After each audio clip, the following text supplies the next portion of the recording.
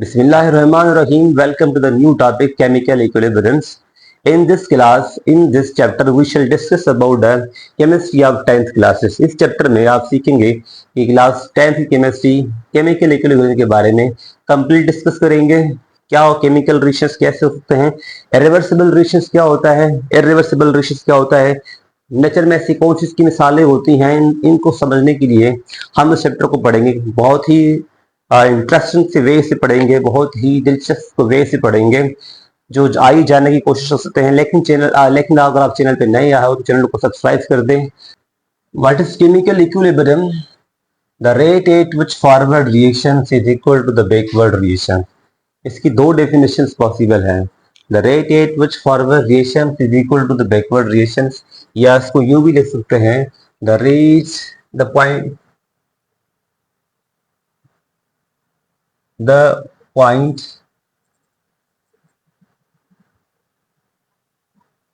the point at which forward reactions the point at which the point at which forward and backward reactions forward and backward reactions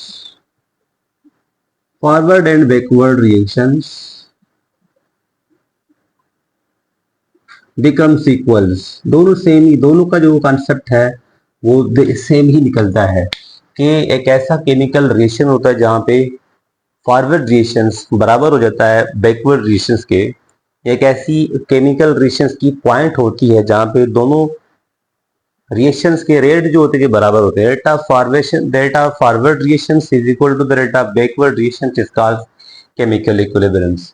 अच्छा, ये एक point है इसमें कि ये rate of forward reactions कब होता है, इनकी फॉरवर्ड रिएक्शंस है वो कब होता है, और ये बैकवर्ड रिएक्शंस वो कब होता है। इस बात को हमें समझना है कि फॉरवर्ड रिएक्शंस और बैकवर्ड रिएक्शंस क्या होते हैं। इस पॉइंट को समझने के लिए हमने क्या करना पड़ेगा, समझना होगा what is what are chemical reactions. What are chemical reactions? हमारे नेचर में दो किस्म के रिएक्शंस हो रहे होते हैं। Number first is physical reactions, number second is chemical reactions. Number first is physical reactions. Nature में दो किस्म के रिएक्शंस हो रहे होते हैं। Number first is physical reactions. Physical reactions वो होता है कि सिर्फ एटम्स की रीअरेंजमेंट होती है, ओनली एटम्स की रीअरेंजमेंट होती है। The rearrangement of atoms in nature is called physical reactions. The rearrangement of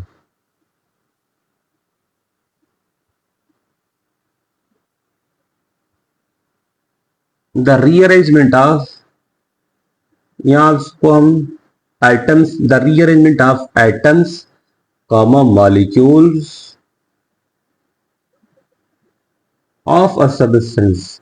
किसी भी सब्सटेंसेस के एटम्स की, मॉलिक्यूल्स की रीअरेंजमेंट जो होती है उसे फिजिकल रिएक्शंस कहा जाता है। इसमें इलेक्ट्रॉन्स की लेन देन नहीं होती है, कोई नई चीज नहीं बन रही होती है, उसे फिजिकल रिएक्शंस कहा जाता है। जिसे कि आमतौर पे हम कहते हैं, मिसाल जो उसका समझने के लिए, एग्जाम्पल द ब्रेकिंग ऑफ गिलास, गिलास का टूट जाना। द ब्रेकिंग ऑफ गिलास, गिलास का टूट जाना। अब जो गिलास जो टूटा हुआ है ना, ये फिजिकल रिएक्शंस है। इसमें एटम्स की सिर्फ रीअरेंजमेंट हुई है। जो एटम इस ऑर्डर में रखे हुए थे वो टूट गए, उनकी जो अरेंजमेंट थी वो कुछ एक नई अरेंजमेंट हुई है। जो रिएक्शन है वो है physical reactions. Rusting of an iron, ये भी एक फिजिकल रिएक्शंस है। रस्टिंग ऑफ एन आयरन, ये भी फिजिकल रिएक्शंस है। ईटीसी बहुत सारे फिजिकल रिएक्शंस हो सकते हैं। तो एक रिएक्शंस वो होते हैं कि जिसमें एटम्स की रीअरेंजमेंट होती है, और एक रिएक्शंस वो होते हैं जिसमें से क्या होता है कि इलेक्ट्रॉन्स की रीअरेंजमेंट होती है, तो वो कहलाते हैं केमिकल रिएक्शंस। तो सेकंड है chemical reactions. What are chemical reactions?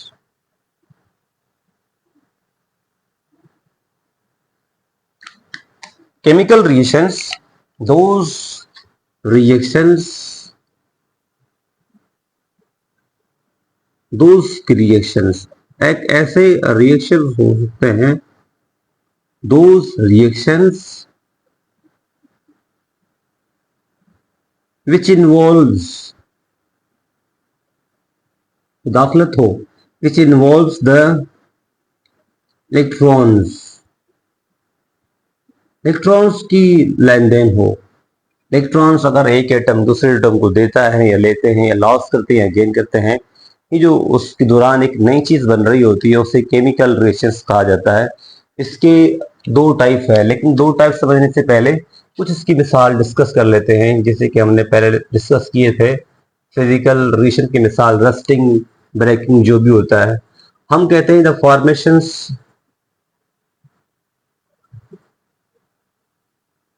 The formations of carbon dioxide, carbon dioxide का बनना कब, जब मीथेन गैस ना, जब वो ऑक्सीजन की मौजूदगी में जलता है। हमारे घरों में, हम घरों में गैस इस्तेमाल करते हैं मीथेन गैस, या कोई भी चीज जल रही होती है, चाहे लकड़ी जले या कोई पेपर जलता है, इसके जलने के बाद एक नई चीज प्रोड्यूस होती है। ऐसा क्यों होता है? क्योंकि क्या होता है कि मीथेन, कैसे कि जब मीथेन रिएक्ट करता है ना ऑक्सीजन की मौजूदगी में, तो फिर ये ऑक्सीजन और ये मीथेन आपस में इलेक्ट्रॉन्स की लेन देन होती है। यानी कि ऑक्सीजन समटाइम्स मीथेन, इसको इलेक्ट्रॉन्स लेन देन होती है। During the this give and take of the electrons नई चीज बनती है, कार्बन डाइऑक्साइड प्लस में वाटर बनता है। ये जो नई चीज बनी ना कार्बन डाइऑक्साइड प्लस में वाटर, ये है केमिकल रिएक्शंस। तो केमिकल रिएक्शंस में एक नई चीज प्रोड्यूस होती है, जबकि फिजिकल रिएक्शंस में कोई नई चीज प्रोड्यूस नहीं हो सकती है। There are two types of the physical chemical reactions, इसके भी दो केमिकल रिएक्शंस हैं। There are two types of chemical reactions.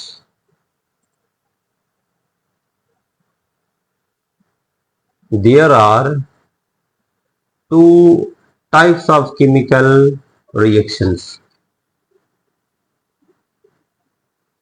Chemical reactions के दो टाइप होते हैं।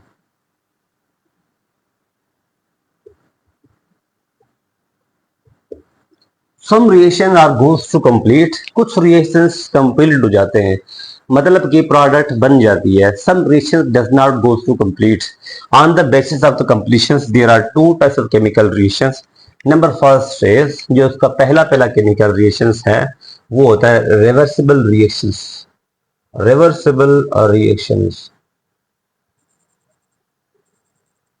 Reversible reaction. Number two is, second type है, ये इसका फर्स्ट है, और नंबर टू इसका जो है वो है irreversible reactions. Reversible reactions and irreversible reactions. तो केमिकल रिएक्शंस के दो टाइप हुए, physical reversible reactions and reversible reactions.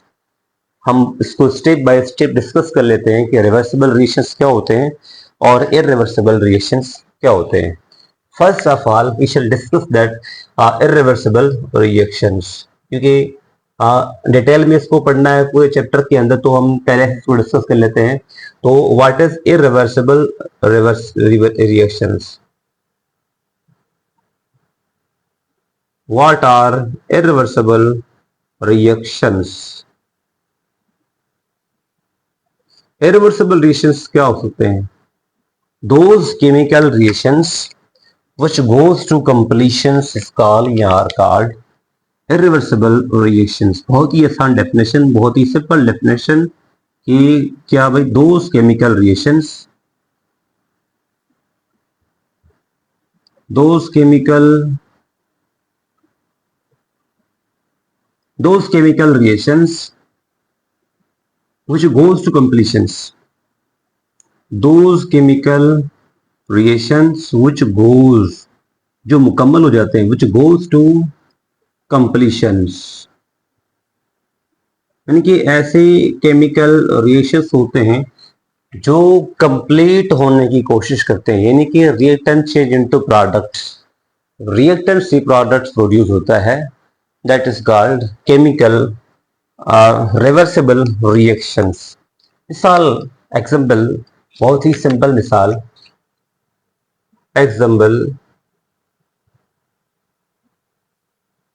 Carbon को ऑक्सीजन की मौजूदगी में जलाते हैं तो बनता है कार्बन डाइऑक्साइड। यहाँ पे सी स्टैंड फॉर, आप कुछ भी मिसाल ले लें, मैंने इसको सी लिखा हुआ कि सी स्टैंड फॉर प्लांट। लकड़ी को जलाते हैं तो लकड़ी हो गया, या पेपर हो गया, या ग्रेफाइट हो गया, कुछ भी जलाते हैं तो अगर हम चीजों को जलाएंगे ना, तो जलाने के बाद इन्हें कार्बन डाइऑक्साइड प्रोड्यूस होगा और प्लस में हीट प्रोड्यूस होगी।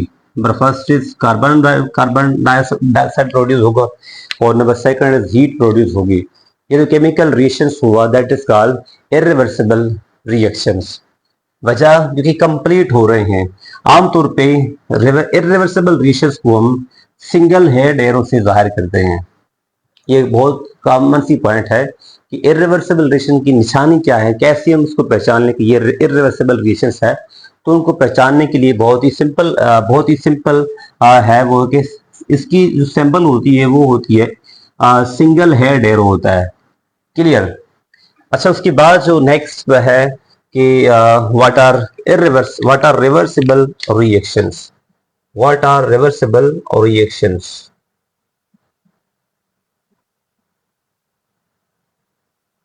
What are reversible reactions? Reversible reactions क्या हो सकते हैं? Those chemical reactions which does not goes to completions. Those chemical reactions which does not goes to completions are called those chemical reactions. Those chemical reactions which does not goes to completions. Which does not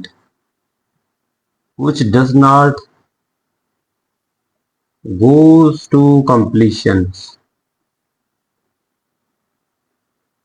ऐसे chemical reactions जो complete होने की कोशिश नहीं करते हैं, वो complete होते ही नहीं है।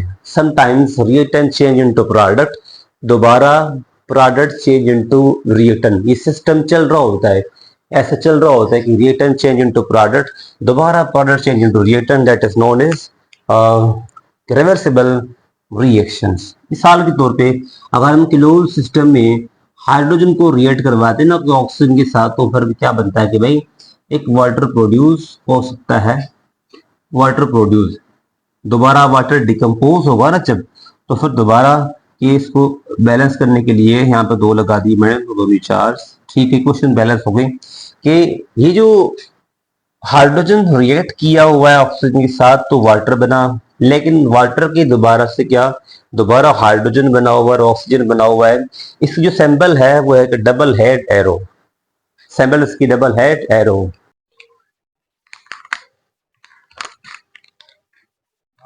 हम्म,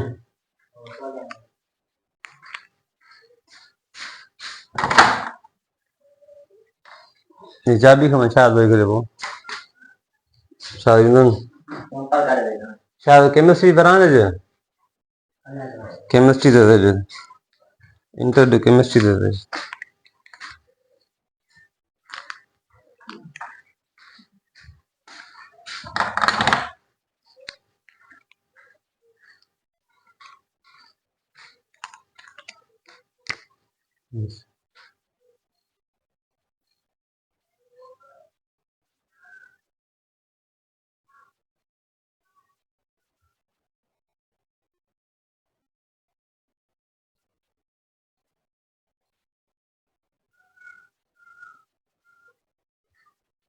what is reversible reaction? Reversible reaction वो रिएक्शन है जहां पे rate of forward reaction is equal to the rate of backward reaction. एक ऐसी पॉइंट होती है जहां पे फॉरवर्ड रिएक्शन जो होता है ना वो बैकवर्ड रिएक्शन के बराबर हो जाता है। Forward reaction is equal to the backward becomes the backward reactions. The rate at which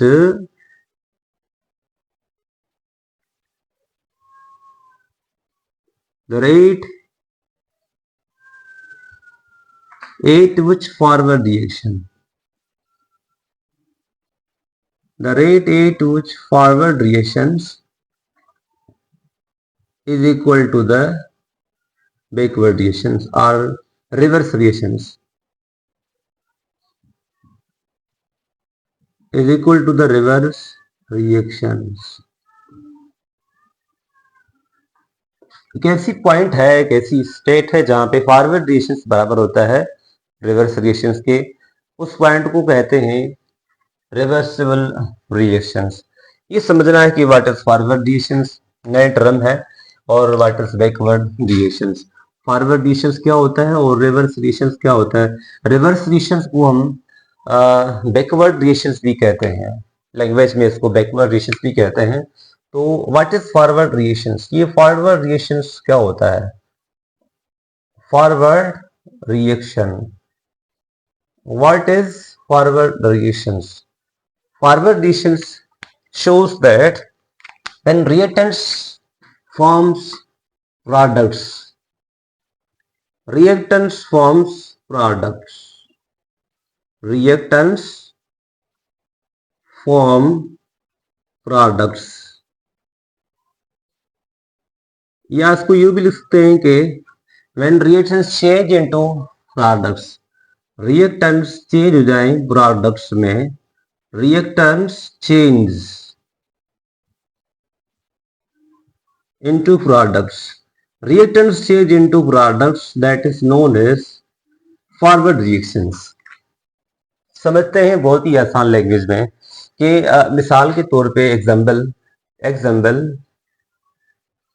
बहुत ही आसान सिंपल कि अगर एक सबस्टेंसेस है ए प्लस बी और सबस्टेंसेस है, दो सबस्टेंसेस हैं, लेट अस ए प्लस बी कुछ भी ले सकते हैं, दो भी कोई भी सबस्टेंसेस हैं, जब ए प्लस बी आपस में रिएक्ट करते हैं तो बनता है ए बी बन रहा है। ये एक मैंने केमिकल इक्वेशन लिखी है दो सबस्टेंसेस के लिए, ए प्लस बी सबस्टेंसेस के लिए। यहाँ पे जो एरो है, एरो भी इंडिकेशन है कि इसको ये रिवर्सिबल रिएक्शंस को जाहिर करता है, लेकिन फॉरवर्ड रिएक्शंस को, किस किस्म को, फॉरवर्ड रिएक्शंस। फॉरवर्ड रिएक्शंस का ये मतलब है कि reactant change into the products, only products में चेंज होगा, that is known as forward reactions. Forward reactions है नंबर, इसकी मिसाल कौन सी है कि अगर समझ सकते हैं कि एग्जाम्पल डेली लाइफ में कि हम घरों में जो मीथेन गैस इस्तेमाल करते हैं CH4, ऑक्सीजन की मौजूदगी में वो जलता है और बनता क्या है कि भाई कार्बन डाइऑक्साइड बनता है और प्लस में वाटर बनता है। ये एक फॉरवर्ड रिएक्शन है। फॉरवर्ड यानी कि reactants change into the products, reactants change into product, that is known as forward reactions. Second कि what is meant by reverse reactions और backward reactions. What is backward reactions or reverse reactions?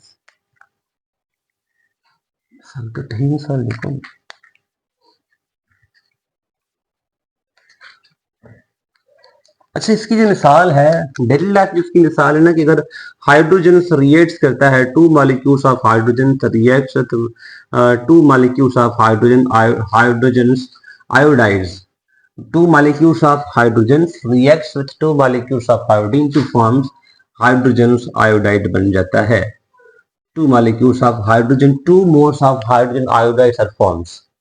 इसमें से forward reactions है कि hydrogen react करता है iodine की मौजूदगी में तो बनता है हाइड्रोजन आयोडाइड ही बनता है। ये एक फॉरवर्ड रिएक्शंस है। अच्छा, इसको अगर बैकवर्ड रिएक्शंस लिखें तो बैकवर्ड रिएक्शंस क्या होगा कि व्हाट इज बैकवर्ड और रिवर्स रिएक्शंस। मैं लिखता हूं कि reverse reactions. What do you mean by reverse reactions. Reverse reactions का मतलब है कि product produce reactants, product produce reactants, products produce reactants. जब भी प्रोडक्ट से रिएक्टेंट्स प्रोड्यूस हो, मतलब कि जो प्रोडक्ट्स बना था दोबारा भी कंबाइन होके दोबारा हमें असल फॉर्म इसकी हासिल हो, तो वो होता है रिवर्स रिएक्शंस। मिसाल के तौर पे हाइड्रोजन आयोडाइड था, to moles of hydrogen iodide था ना, अगर ये दोबारा रिकम्बाइन हो जाए ना, रिकम्बाइन होके फिर ये बनेगा हाइड्रोजन और प्लस में आयोडीन के दो मॉलिक्यूल्स बनेंगे क्लोज सिस्टम में। That is known as reverse reactions. अच्छा, इनको दोनों को कंबाइन करके लिख लेते हैं। और दोनों को कंबाइन कैसे लिखेंगे कि हाइड्रोजन आयोडाइड हो जा, हाइड्रोजन आयोडाइड, अगर hydrogen reacts with iodines to form single half arrow, ये शो कर रहा है कि हाइड्रोजन आयोडाइड ही प्रोड्यूस होगा, हाइड्रोजन आयोडाइड प्रोड्यूस होगा। लेकिन जैसे ही कुछ टाइम के बाद ये जो हाइड्रोजन आयोडाइड है वो चेंज इनटू द रिएक्टेंट्स, यानी कि हाइड्रोजन में और आयोडीन में कन्वर्ट हो जाएगा। That is known as reversible reactions. यानी कि रिवर्सिबल रिएक्शंस को हम डबल हेड एरो से शो करते हैं। ये डबल हेड एरो सिंबल है रिवर्सिबल रिएक्शन की, रिवर्सिबल रिएक्शंस की। क्लियर? अच्छा, हमेशा ये क्लोज सिस्टम में हुआ करता है, ओपन सिस्टम में कभी भी नहीं होता है, हमेशा ये क्लोज सिस्टम में ही हुआ करता है। एक और मिसाल बहुत ही आसान समझने के लिए कि व्हाट इज रिवर्सिबल रिएक्शंस, हमने लास्ट क्लास 9th में इवापोरेशंस पढ़ा था। इवापोरेशंस, इवापोरेशन क्या होता है? इवापोरेशन की डेफिनेशन थी वो ये थी, the rate at which the point at which the point at which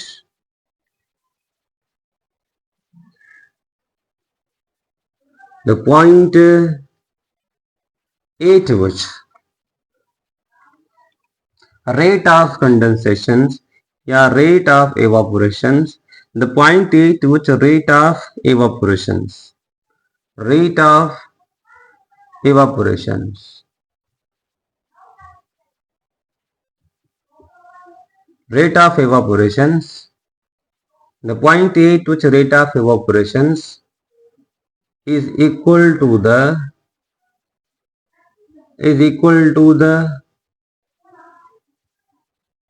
rate of condensation. The rate at which rate of evaporations is equal to the rate of condensation is condensations is called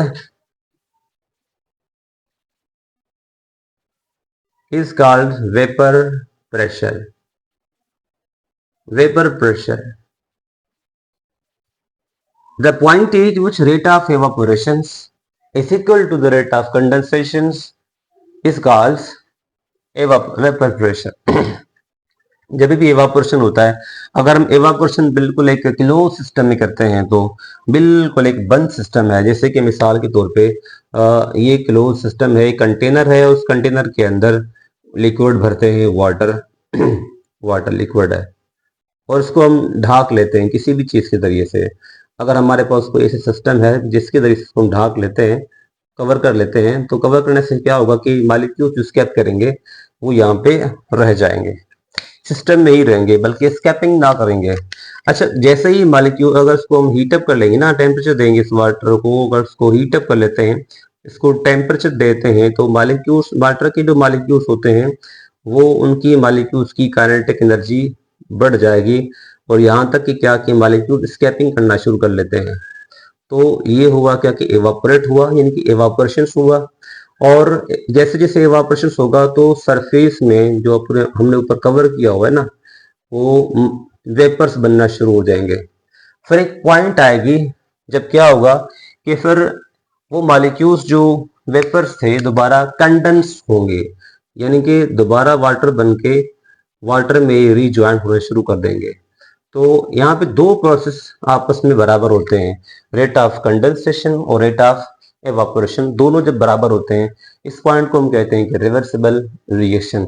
बहुत ही आसान है समझने के लिए। क्या होता है कि भाई कि rate of evaporation is equal to the rate of condensation when rate of condensation, rate of evaporations, rate of evaporations, rate of evaporations is equal to the, देखिए कि पहले जो रेट होगा ना एवापोरेट होना, मॉलिक्यूल स्लोली एवापोरेट होंगे, लेकिन उसका फिर ऐसा ऐसा रेट बढ़ता जाएगा, एवापोरेशन का रेट बढ़ता जाएगा। एक ऐसी पॉइंट आएगी जब क्या होगा कि कंडेंसेशन फिर स्टार्ट होगा, पर उसका भी रेट आहिस्ते आहिस्ते बढ़ेगा, फिर एक ऐसी पॉइंट क्रिएट होगी जब दोनों का रेट बराबर होगा। यानी जिस रफ्तार के साथ, जिस स्पीड के साथ एवापोरेशन हो रहा होगा, तो वैसे ही उस रफ्तार के साथ कंडेंसेशन भी हो रहा होगा। उस कंडीशन में दोनों ही आपस में बराबर होंगे, यानी कि रेट ऑफ कंडेंसेशन आपस में ये बराबर हो जाएंगे। That is known as vapour pressure. इसको हम वेपर प्रेशर कहते हैं, ठीक है। और वेपर प्रेशर बहुत ही अच्छा मिसाल है समझने के लिए, इक्विलिब्रियम को समझने के लिए वेपर प्रेशर होता है, ठीक है। अच्छा, या इसको यूं भी कहते हैं कि this state is known as chemical equilibrium. Chemical equilibrium वो एक स्टेट है जहां पे rate of forward reaction is equal to the rate of backward reaction, is called chemical equilibrium. अच्छा,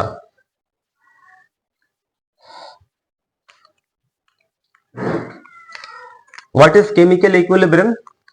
केमिकल इक्विलिब्रियम के rate of forward reactions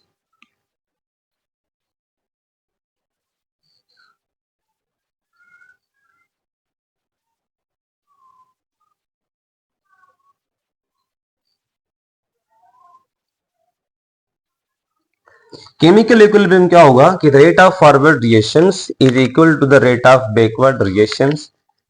Chemical reactions are a state of chemical reaction. A state of chemical reaction. Chemical reaction की एक state होती है, और state of chemical reactions at which rate of forward reactions, rate